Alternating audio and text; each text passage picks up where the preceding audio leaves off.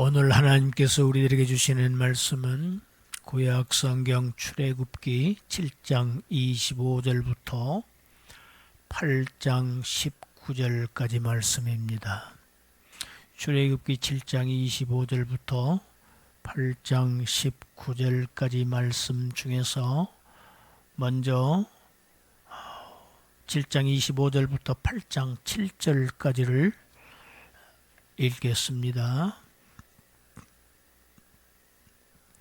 4절까지는 제가 읽고 5절부터는 합독합니다. 여호와께서 나일강을 치신 후 이레가 지나니라. 여호와께서 모세에게 이르시되 너는 바로에게 가서 그에게 이르기를 여호와의 말씀에 내 백성을 보내라. 그들이 나를 섬길 것이니라. 내가 만일 보내기를 거절하면 내가 개구리로 너의 온 땅을 치리라. 개구리가 나일강에서 무수히 생기고 올라와서 내 궁과 내 침실과 내 침상 위와 내 신하의 집과 내 백성과 내 화덕과 내 떡반죽 그릇에 들어갈 것이며 개구리가 너와 너의 백성과 내 모든 신하에게 기어오르리라 하셨다 하라. 5절입니다. 여호와께서 모세에게 이르시되 아론에게 명령하기를 내 지팡이를 잡고 내 팔을 강들과 운하들과 못 위에 펴서 개구리들이 애굽 땅에 올라오게 하라 할지니라.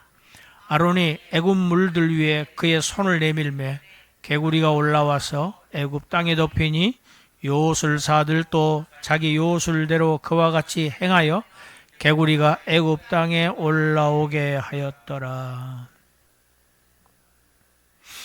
하나님께서는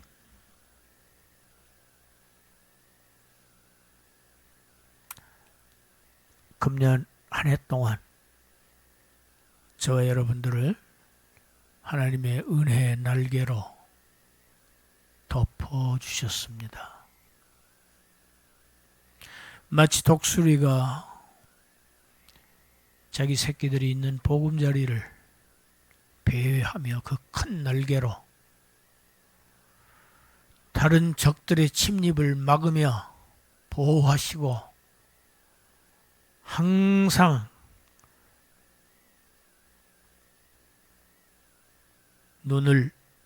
그들을 향해서 눈을 향하셨듯이 하나님의 은혜와 하나님의 보호가 금년 2024년 한 해를 저희들이 안전하고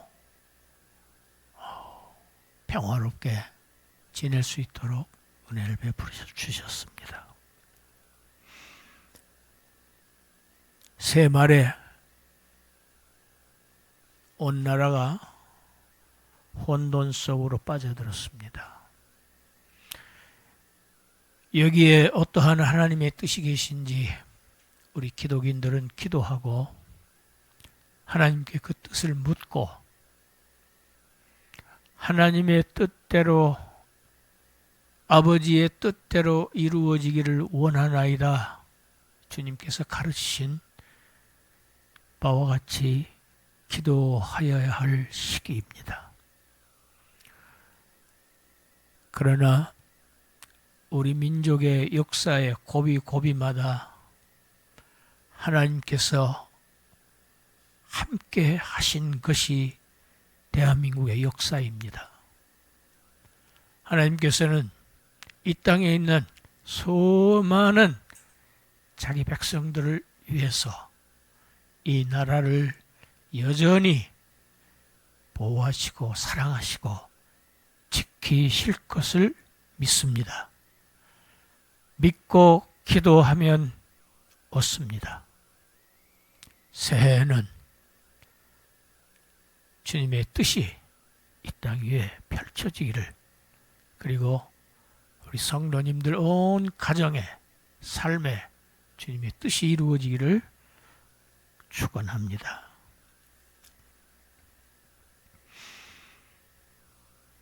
하나님께서 애굽에 내린 첫 번째 재앙은 나일 강물을 피로 변하게 하시는 정말 끔찍한 재앙이었습니다. 그로부터 7일 후에 오늘 본문 시작이 이레가 지나니라. 두 번째 재앙을 내리십니다. 하나님께서 나일강물을 왜 피로 변하게 하셨는가? 이유가 무엇인가? 애굽인들은 나일강을 신으로 섬겼습니다. 우상 숭배의 대상이었습니다. 하나님은 우상을 인정하지 않으세요. 다른 신을 절대로 용납하시지 않습니다. 애굽 사람들은 강의 신 하나님께서 그 물을 피로 만들어 버리신 겁니다. 못 먹게 만드시고 사용하지 못하게 만드시고 오히려 그들의 젖줄이 그들의 저주로 변하게 하시는 것이 하나님의 심판입니다. 복이 저주로 변합니다. 애굽인들은 거기에 그치지 않았습니다. 개구리를 신으로 섬겼습니다. 헥트라 신이라고 여신으로 섬겼어요. 여신이니까 당연히 다산의 신입니다. 자녀를 많이 낳는 신, 낳게 해주는 신, 그리고 죽어도 다시 살게 하는 신, 부활의 신으로 헥트 여신을 섬겼습니다. 그 여신의 머리 모양이 개구리 모양이었습니다. 애굽인들이 이렇게 우상으로 숭배하는 개구리로 하나님은 애굽 백성들을 치십니다. 하나님은 우상으로 숭배하는 그것들을 가지고 우상 숭배자들을 치신다는 이 놀라운 교훈을 우리는 여기서 배워야 합니다. 물질을 우상으로 치십니다.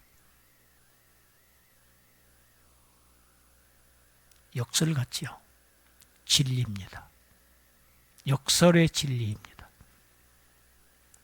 그런데 이 첫 번째 재앙과 두 번째 재앙 이 사이에 7일이라고 하는 간격이 있습니다.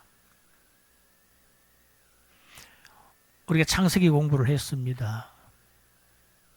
홍수가 제7일에 시작되었습니다. 제7일이 무슨 날입니까? 거룩한 안식일에 시작되었다는 얘기입니다. 이 구절로 볼 때에 홍수가 제7일 안식일에 시작되었다고 하는 이 기록을 통해서 볼 때에 이 첫 번째와 두 번째 재앙은 우상을 숭배하는, 첫째로는 애굽 사람들, 우상 숭배자들, 그래서 하나님을 모독하는 신성 모독에 대한 심판인 것이고, 두 번째, 이것이 언제 일어났느냐? 안식일에 내려질 것으로 보는 것이 합당합니다. 하나님의 백성에게는 안식일이 축복의 날입니다. 그러나 적들에게는 저주의 날이 됩니다. 하나님의 백성들에게는 축복이, 하나님을 반대편에 서 있는 자들에게는 저주입니다. 노아의 홍수가 그랬습니다. 안식일에 홍수가 시작되는데, 제7일에 시작되는데 수많은 사람들은 수장되었고, 저기저건 하나님의로부터 의롭다고 여기심을 받은 무리들만 노아 방주를 타고 물 위에 떠 있었습니다. 거룩한 산으로 향했습니다. 하나님께서 바로에게 하시는 명령은 한결같습니다. 내 백성을 보내라. 하나님의 의지는 항상 자기 백성의 구원입니다. 할렐루야. 내 백성을 보내라. 그들이 나를 섬길 것이니라.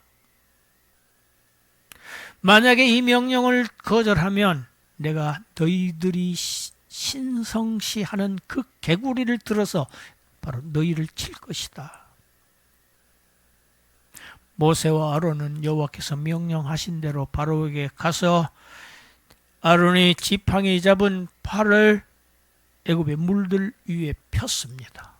폈더니 말씀하신 대로 즉시 애굽의 모든 물에서 살던 개구리들이 땅으로 기어 오르기 시작합니다. 애굽 온 땅을 뒤덮습니다. 여러분, 우리가 잘 압니다. 개구리는 강물에서 사는입니다. 그런데 그 강물이 어떻게 되었습니까? 첫 재앙으로 피로 변하고 말았습니다. 강물이 죽었습니다. 그 죽은 강물에서 개구리들이 더 이상 살 수가 없는 거예요. 생존 불가능한 거예요. 그래서 살 길을 찾아서 다 나오는 겁니다. 악취가 나는 피 속에서 어떻게 삽니까?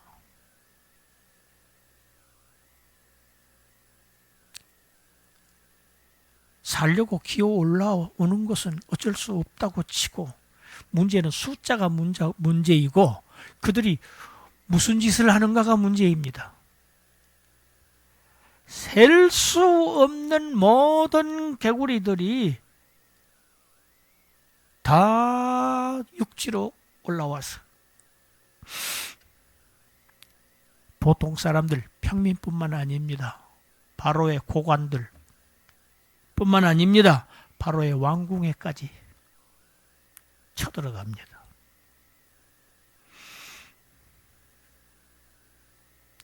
침실로 들어갑니다. 침상으로 올라갑니다. 침대에 들어갔다는 얘기입니다. 침대에 들어갑니다. 성경에는 없지만 공부하는 사람들의 책상 위에도 기어 올라갔습니다. 수없이.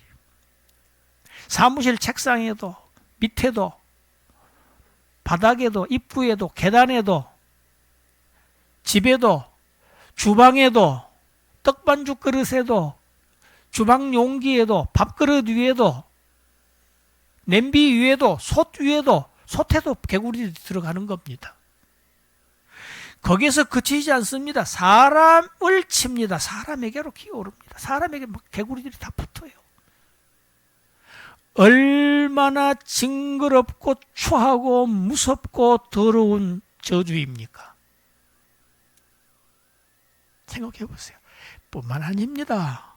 시도 때도 없이 개굴 하고 울어댑니다. 여러분, 개구리 울음소리요, 귀청이 떠나갑니다. 그런데 전국의 모든 개구리들이 밤낮 없이 개굴 하고 울어댑니다. 잠을 잘 수 있겠습니까? 일을 할 수 있겠습니까? 일하고 쉴 수가 있겠습니까? 아무것도 할 수 없습니다. 애굽 전역이 올 스탑 상태가 되고 말았습니다.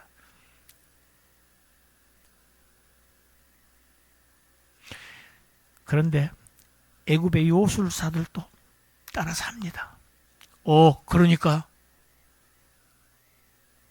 물에서 개구리들이 올라옵니다.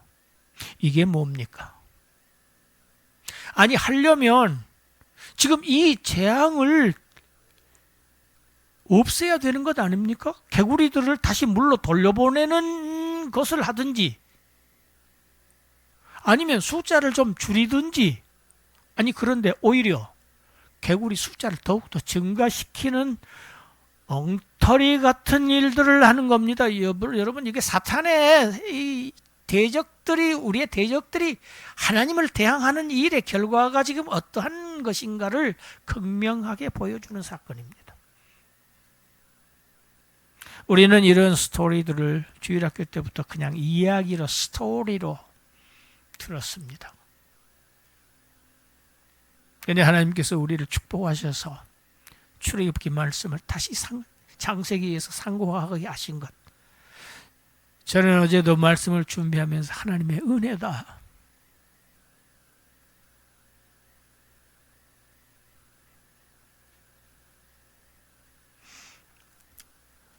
우리 오늘 본문 하반절 8장 8절부터 15절까지 우리 함께 읽습니다. 제가 10절까지 읽고 11절부터는 합독하겠습니다. 바로가 모세와 아론을 불러 이르되 여호와께 구하여 나와 내 백성에게서 개구리를 떠나게 하라. 내가 이 백성을 보내리니 그들이 여호와께 제사를 드릴 것이니라. 모세가 바로에게 이르되 내가 왕과 왕의 신하와 왕의 백성을 위하여 이 개구리를 왕과 왕궁에서 끊어 나일강에만 있도록 언제 간구하는 것이 좋을는지 내게 분부하소서. 그가 이르되 내일이니라. 모세가 이르되 왕의 말씀대로 하여 왕에게 우리 하나님 여호와와 같은 이가 없는 줄을 알게 하리니. 11절입니다. 개구리가 왕과 왕궁과 왕의 신하와 왕의 백성을 떠나서 나일강에만 있으리이다 하고 모세와 아론이 바로를 떠나 나가서 바로에게 내리신 개구리에게 대하여 모세가 여호와께 간구하며 여호와께서 모세의 말대로 하시니 개구리가 집과 마당과 밭에서부터 나와서 죽은지라 사람들이 모아 무더기로 쌓으니 땅에서 악취가 나더라. 그러나 바로가 숨을 쉴 수 있게 됨을 보았을 때에 그의 마음을 완강하게 하여 그들의 말을 듣지 아니하였으니 여호와께서 말씀하신 것과 같더라. 개구리는 모양 자체부터 흉측합니다. 개굴 되면서 우는 소리 매우 시끄럽습니다. 냄새 아주 불쾌합니다.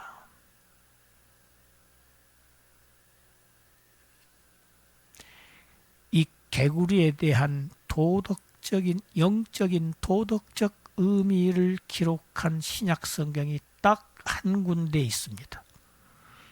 우리 같이 읽어보겠습니다. 요한계시록 16장 13절 14절 말씀입니다. 읽습니다. 또 내가 보매 개구리 같은 새 더러운 영이 용의 입과 짐승의 입과 거짓 선지자의 입에서 나오니 그들은 귀신의 영이라. 이적을 행하여 온 천하 왕들에게 가서 하나님 곧 전능하신 이의 큰 날에 있을 전쟁을 위하여 그들을 모으더라. 이적을 행하지요? 요술사들이 이적을 행하지요? 마지막에 사탄과 그에 속한 사탄, 용, 짐승, 적그리스도, 거짓 선지자, 적그리스도와 연합한 거짓 종교 세력입니다. 우두머리입니다. 귀신의 영, 무엇과 같다고요? 개구리 같은 새 더러운 영이 용의 입에서 나옵니다. 짐승의 입에서 나옵니다. 거짓 선지자의 입에서 나옵니다.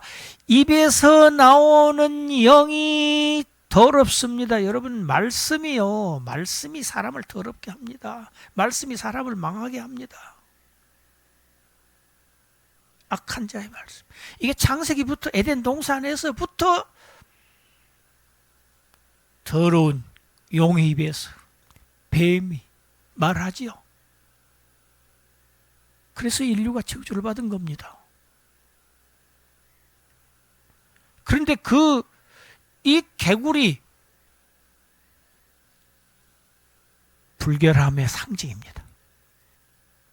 사탄의 불결함, 악한 권세의 상징입니다. 개구리.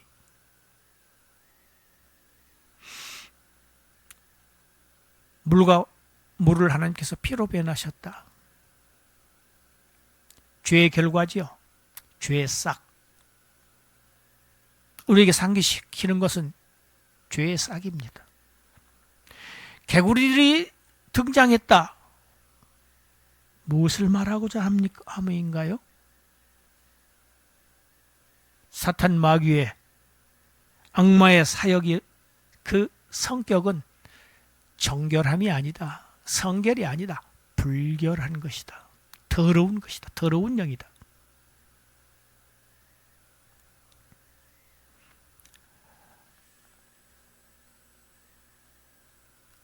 하나님께서 드디어 그래도 말을 안 듣는 바로에게 세 번째 재앙을 내리시는 것이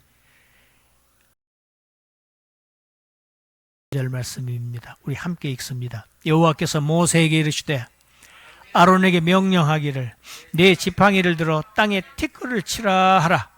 그것이 애굽 온 땅에서 이가 되리라. 그들이 그대로 행할세. 아론이 지팡이를 잡고 손을 들어 땅에 티끌을 치매 애굽 온 땅의 티끌이 다 이가 되어 사람과 가축에게 오르니 요술사들도 자기 요술로 그같이 행하여 이가 생기게 하려 하였으나 못하였고 이가 사람과 가축에게 생긴지라. 요술사가 바로에게 말하되 이는 하나님의 권능이니이다 하였으나 바로의 마음이 완악하게 되어 그들의 말을 듣지 아니하였으니 여호와의 말씀과 같더라. 세 번째 재앙, 이의 재앙입니다. 우리 학생들은 이를 알까요? 알아요? 신기하네요. 모를 것 같은데. 예전에는요, 우리나라 사람들에게도 이가 많았습니다. 심지어 그래서요, 세상에 DDT를 다 뿌렸어요. DDT가 얼마나 독한 농약이었습니까? 모르고 뿌린 거예요. 죽거든요. 그만큼 속을 썩이는 것이 이였습니다. 이요 잘 안 없어집니다. 하나님이요, 애굽 땅을 이로 치십니다. 하찮은 것으로 치신다는 이야기입니다. 여러분, 지금 개구리 하찮은 것 아닙니까? 이제는 더 하찮은 것이에요. 눈에 잘 보이지도 않는 것으로 치시는데요, 끔찍한 재앙입니다. 하나님이 치시면 이렇습니다.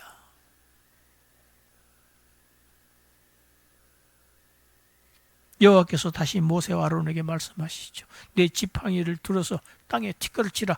여러분, 이번 재앙은요, 바로에게 경고가 없이 바로 들어갑니다. 바로 들어가지요. 쳐라, 바로 그냥. 그러면 땅의 티끌이 이가 될 것이다. 아무런 경고 없이 이루어지는 하나님의 심판, 무서운 것입니다. 여러분, 교통신호가요, 이게 노란불, 이 경고 사인, 옐로우 사인이 있는 것 참 감사한 일입니다. 파란불이요, 갑자기 빨간불로 바뀌어 보세요. 사고 엄청납니다. 옐로우 사인 있을 때 서야 됩니다. 근데 바로는 서지 않았습니다. 순종하지 않았습니다. 아론이 지팡이 잡은 손을 들어서 땅을 쳤습니다. 온 땅의 티끌이 이로 변합니다. 갑자기 아주 이 진절이 나는 이로, 괴로움을 주는 아주 추한 모형의 이가 되어서 사람에게 기어오르고 가축에게 기어오릅니다.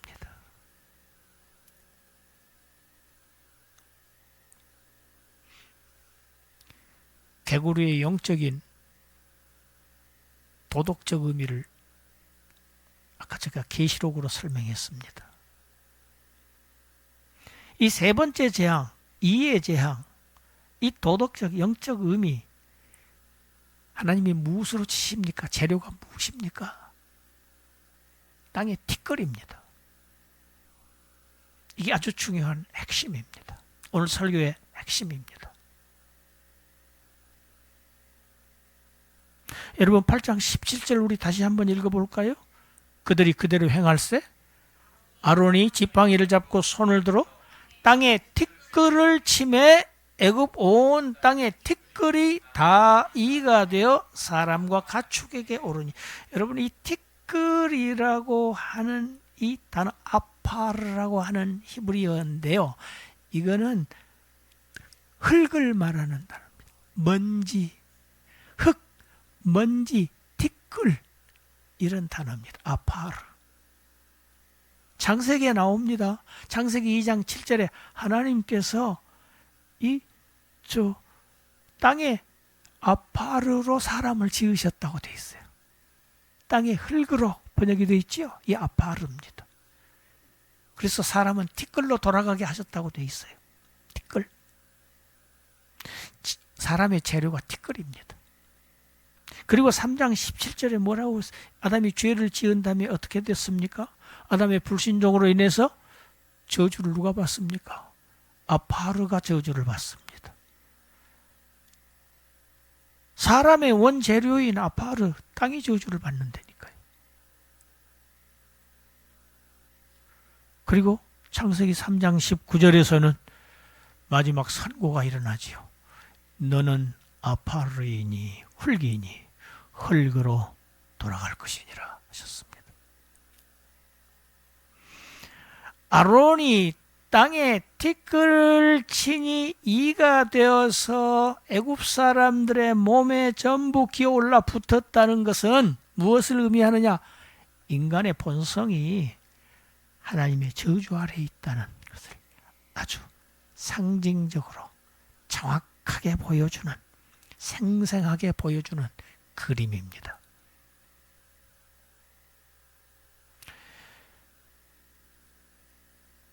모든 인생의 본성은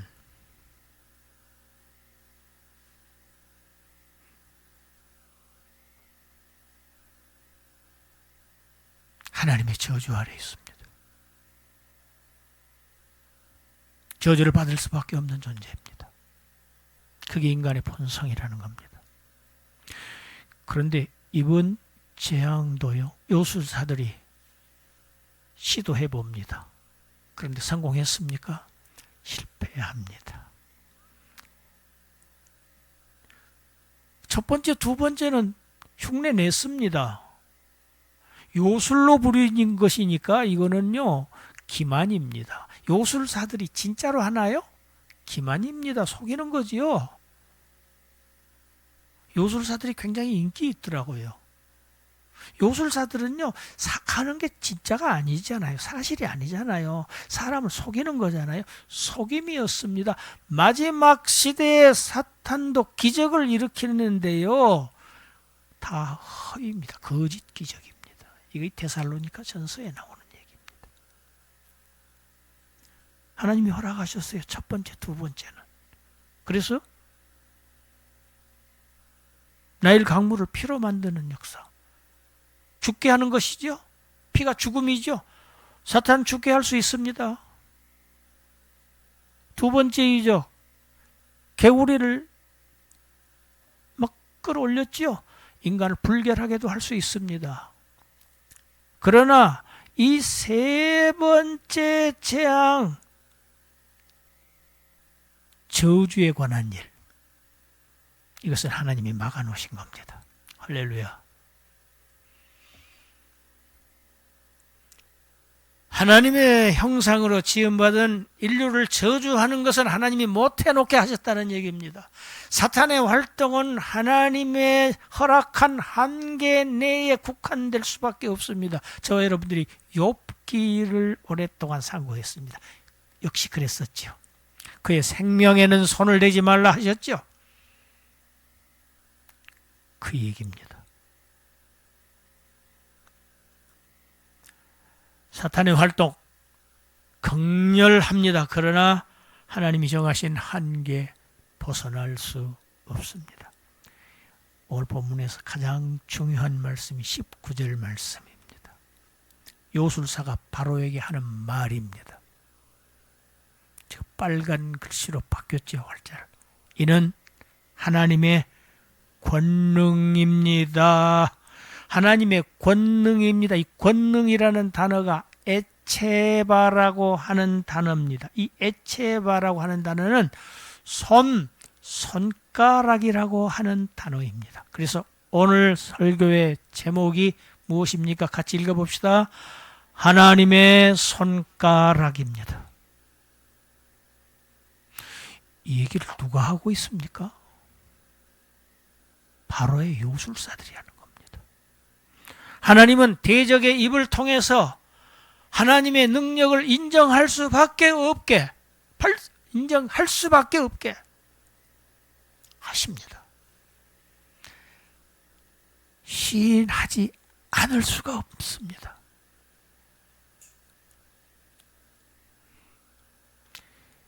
이 세 번째 재앙, 하나님의 손이 바로와 애굽 백성을 치신 겁니다. 하나님의 손가락입니다. 하나님의 능력으로 치신 겁니다. 이거는 바로의 요술사들이 흉내도 못 내요.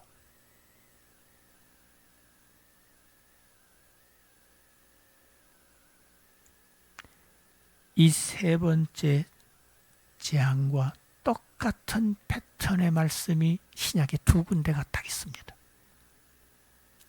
하나님의 능력과 지금 애굽에서 이루어지는 이것 지금 전쟁이죠. 하나님과 대적들 간에 지금 심각한 대결, 전투가 지금 벌어지는 장면입니다. 이런 장면이 손가락으로 하나님의 능력으로 펼쳐지는 이 대적과의 전쟁이 두 군데 나옵니다. 먼저 우리 한 군데 누가복음 11장 20절 우리 한번 읽어봅시다. 그러나 내가 만일 하나님의 손을 힘입어 귀신을 쫓아낸다면 하나님의 나라가 이미 너희에게 임하였느니라. 여러분 성경 찾아보십시오. 하나님의 손 그래가지고 1번 써져 있는데 밑에 보면 하단주에 손가락 그렇게 써져 있습니다. 예수님이 귀신을 쫓아냈습니다. 귀신 들려서 말 못하는, 귀가 먹고 말 못하는 벙어리를 데리고 와서 예수님이 쫓아내셨어요. 그런데 바리새인 서기관들 종교 지도자들이 뭐라고 합니까? 자기들은 못하는 걸 했거든요. 시기 질투합니다. 그래서 아주 매도합니다. 예수님의 이 능력을. 이건 바알세불의 힘을 힘입어서 한 거야. 사탄의 힘을 얻어서 이런 역사를, 이적을 행한 것으로 매도한 겁니다. 누가 한 일을? 하나님의 아들이 하신 일을. 그래서 예수님이 하신 얘기가 그겁니다. 내가 하나님의 손가락을 힘입어서 귀신을 쫓아낸 것이지 마귀의 손가락. 왜? 귀신을 쫓겨내. 그러면은 그 집이 성하겠느냐? 아니, 귀신의 왕 바알세불이 자기의 졸개 귀신을 쫓아내면 그 나라가 잘 되겠느냐? 그런 무슨 망발을 하고 있느냐? 나는 지금 하나님의 손을 힘입어서, 하나님의 능력을 힘입어서 귀신을 쫓아내는 거야. 이거는 바로 무슨 의미하느냐? 하나님의 나라가 이미 세상에 임했다는 증거다. 할렐루야. 그리고 신약에 또 한 군데 결정적인 곳이 있는 것이 요한복음 8장 간음하는 여인 사건입니다. 우리 잘 알고 있죠. 서기관과 바리새인들이 간음하다가 잡힌 여인을 예수님께 끌고 와서 예수님에게 묻습니다. 모세의 율법에는 이런 여자를 돌로 치라고 했는데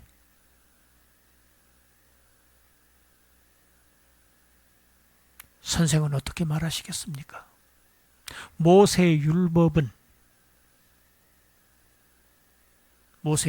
근거로 해서 예수님을 올무 걸려고 한 겁니다. 공격의 대상은 이 여자가 아닙니다. 예수님입니다. 모세의 율법에는 이런 여자는 돌로 쳐서 죽이라고 되어 있는데 당신은 뭐라고 말하겠소? 말해보시오. 우리 8장 6절부터 8절까지 읽읍시다. 그들이 이렇게 말하면 고발할 조건을 얻고자 하여 예수를 시험함이러라. 예수께서 몸을 굽히사 손가락으로 땅에 쓰시니 그들이 묻기를 맞이 아니하는지라. 이에 일어나 이르시되 너희 중에 죄 없는 자가 먼저 돌로 치라 하시고 다시 몸을 굽혀 손가락으로 땅에 쓰시니. 요한복음을 조금 더 띄울 걸 그랬습니다. 제가 이제 생각이 납니다. 당신은 어떻게 얘기하겠어? 율법에는 이렇게 돼 있는데. 예수님의 대답은 무엇이었습니까? 굽혀 앉아서 손가락으로 땅 위에 글을 쓰시는 것이 예수님의 대답이었습니다. 그들이 듣기에는 그게 대답이 아니거든요. 그래서 계속 질문합니다. 말해보라니까요.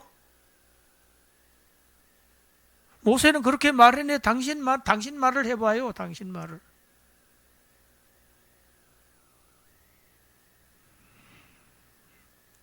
예수님 드디어 말씀하십니다.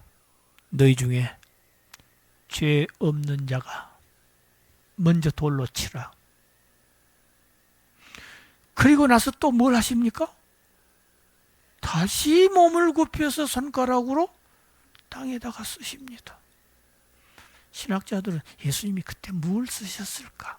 여러 가지 견해들이 있습니다. 말하자면 그들의 죄를 쓰셨을 것이다. 그런 견해도 있습니다. 예수님 이제 두 번째 또 그러셔요. 죄 없는 자가 먼저 쳐라. 그러시고 또 다시 땅에 굽히고 손가락으로 땅에 쓰시니까 놀라운 일이 벌어집니다. 바리새인 서기관들이 하나씩 둘씩 떠납니다. 사라집니다. 하나도 없이 남은 것은 예수와 이 가늠한 여인 둘이 남습니다.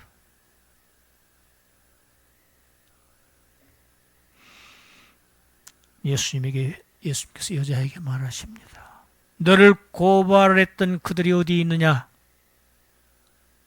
너를 정죄한 자가 없느냐? 여러분, 정죄하던 자들이 다 없어졌지요? 사라졌지요? 다 없어졌습니다.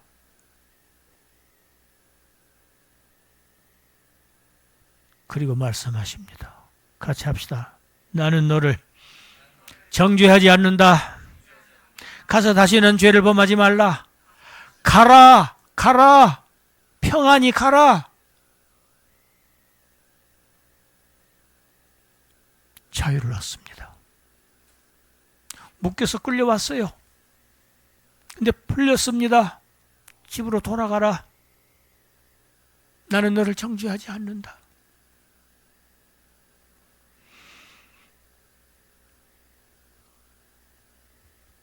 여러분, 우리 성경 한 군데 더 보겠습니다. 갈라디아서 4장 21절 26절입니다. 읽어봅시다. 내게 말하라. 율법 아래 있고자 하는 자들아, 율법을 듣지 못하였느냐? 기록된 바 아브라함에게 두 아들이 있으니 하나는 여종에게서 하나는 자유 있는 여자에게서 낳았다 하였으며, 여종에게서는 육체를 따라 낳았고 자유 있는 여자에게서는 약속으로 말미암았느니라. 이것은 비유니 이 여자들은 두 언약이라. 하나는 신의 산으로부터 종을 낳은 자니 곧 하갈이라. 이 하갈은 아라비아에 있는 신의 산으로서 지금 있는 예루살렘과 같은 곳이니 그가 그 자녀들과 더불어 종노릇하고, 오직 위에 있는 예루살렘은 자유자니 곧 우리 어머니라. 25절에 지금 있는 예루살렘과 같은 곳이니, 예루살렘, 신의 산, 아라비아에 있는 신의 산이 지금 있는 예루살렘과 같다고 그러셨지요. 어떻게 같습니까? 아라비아의 신의 산은 율법 받은 산입니다. 예루살렘에는요, 율법주의자들이 거기 꽉 채워갖고 있는 곳입니다. 그 말씀입니다.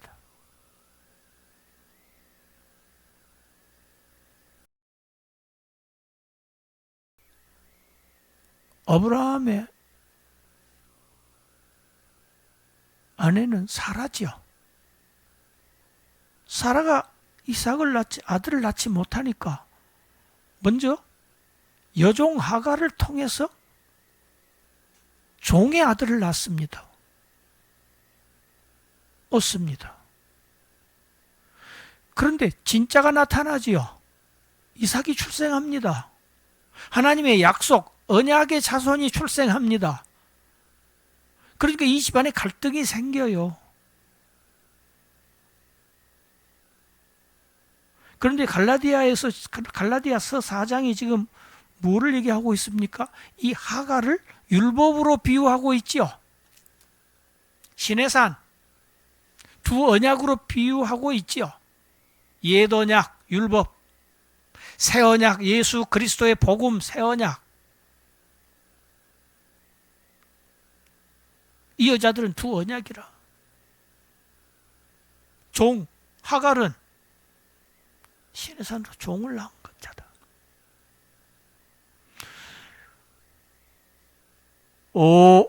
이스마엘이 이삭을 희롱했습니다.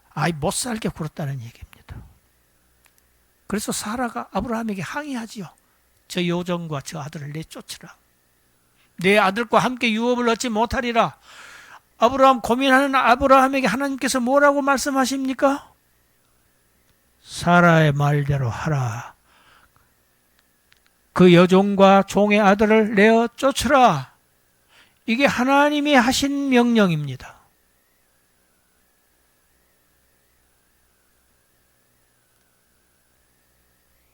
율법이 쫓겨나는 겁니다. 아브라함 가정에 하나님의 언약의 자손 이삭이 출생하자. 여러분, 이삭은 누구의 그림자라고 그랬습니까? 제가 설교할 때 예수님의 모형이라고 그랬습니다. 약속하신 자손이잖아요, 예수님이. 구약은 누구를 약속합니까? 메시아 예수 그리스도를 약속합니다. 새로운 모세.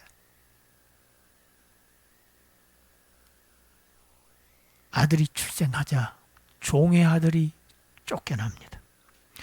여러분, 종을 쫓아낸 건 결국 아들입니다. 서기관과 바리새인들 율법주의자들입니다. 율법입니다. 기세등등하게 가늠한 여인 이 죄인을 예수님 앞으로 끌어다 놓습니다. 그리고 말합니다. 돌로 치시오. 모세율법대로. 죽이시오. 정죄합니다. 그러나 율법의 기능은 여기까지입니다. 율법은 저주할 수 없습니다. 예수님 앞으로 끌어다 놓은 일 여기까지입니다. 율법은 죄인을 예수님 앞에다가 데려다 놓는 초등교사입니다. 몽학 선생입니다. 하나님이 악한 세력에게 저주의 심판을 허락하지 않으셨어요. 거기까지입니다. 죽이라. 하지만 죽이지 못합니다. 여러분, 예수님에게 이렇게 와서 기세등등하게 왔던 이 율법주의자들, 바리새인, 서기관들, 누가 이들을 다 쫓아냈습니까? 같이 합시다. 예수님의 손가락, 예수님의 손가락, 하나님의 손가락, 하나님의 손가락이었습니다. 율법은 죄인을 정죄합니다. 그러나 예수님은 정죄하지 않고 죄인들을 위해서 자신이 정죄함을 받아서 그들을 용서하셨습니다. 그들을 위해 대속하신 주님이십니다. 이 여인, 꿇어 엎드려서 고개를 숙이고 있던 여인, 예수님으로부터 가라. 자유함을 얻습니다. 요한복음 8장 32절 우리 읽어봅시다. 진리를 알지니 진리가 너희를 자유롭게 하리라. 율법의 멍에에서, 율법의 저주에서 죄인을 자유롭게 하는 자가 누굽니까? 나는 길이요 진리요 생명이니라 하신 예수, 진리이신 예수께서 너희를 자유롭게 하리라. 율법의 저주로부터, 율법의 정죄로부터. 36절 우리 읽어봅시다. 그러므로 아들이 너희를 자유롭게 하면 너희가 참으로 자유로우리라. 할렐루야. 하나님의 손가락, 하나님의 능력이신 예수 그리스도 하나님의 아들이 우리 대신 율법의 저주를 받으시고 우리를 율법으로부터 해방시켜서 저와 여러분들을 자유하게 하셨습니다. 할렐루야. 우리는 해방된 민족입니다. 해방된 백성입니다. 출애굽한 백성들입니다. 제2의 모세, 예수 그리스도를 통해서 저와 여러분들에게 참 자유를 주셨. 너희가 참으로 자유로우리라. 진짜 자유, 참 자유를 우리에게 허락하셨습니다. 할렐루야. 2024년 금년 한 해 하나님께서 구원받은 자기 백성들을 위해서 하나님의 손가락을 계속 사용하셨어요. 능력으로 우리를 살피시고 인도하시고 보호하시고 지키셨습니다. 하나님의 손이었습니다. 하나님의 능력이었습니다. 이 손이 새해에도 미궁에 빠진 이 나라를, 그리고 저와 여러분들의 모든 일상의 삶을 지키시고 구원하시고 또한 자유롭게 하실 것입니다. 주님을 찬양합니다.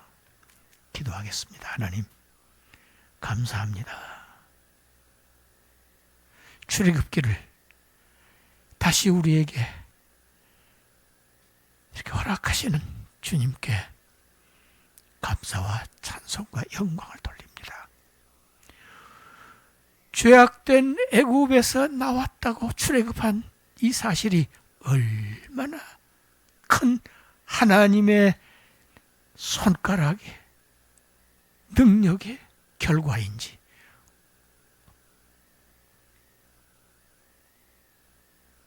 다시 한번 깨닫고 감사하며 찬양하며